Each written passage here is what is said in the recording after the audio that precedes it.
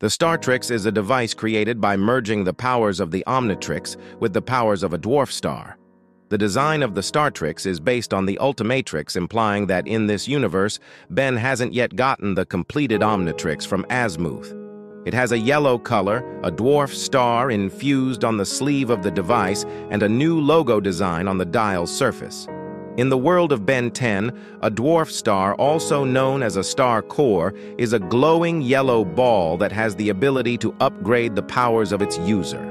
Think of it as supercharging gadgets or making someone super strong. Originally meant for auction, it accidentally ends up with Ben, causing all sorts of trouble with bad guys.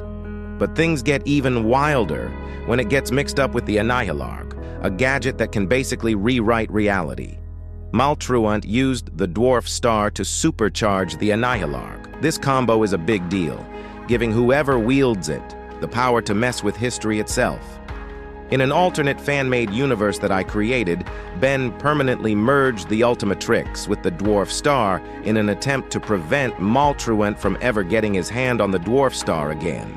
However, Ben did not know that the power of a dwarf star actually runs out after prolonged use, and once it runs out of power, it can form a supernova explosion or a black hole that can swallow and destroy everything in its path. Similar to the classic Omnitrix, Ben has a hard time removing the Ultimatrix from his wrist. In due time, the Startrix loses most of its power, and Ben has to embark on a journey to find himself dwarf star energy or risk being destroyed by a supernova along with everyone around him. The only way to get more power for the Startrix is by looking for another dwarf star to add to the Startrix, but they are illegal and very hard to find. The Startrix gives Ben's aliens added powers such as teleportation, super strength, creation of energy blasts and energy fields, and the ability to manipulate time if used with the technology from the Contumelia's ship, as Maltruant did.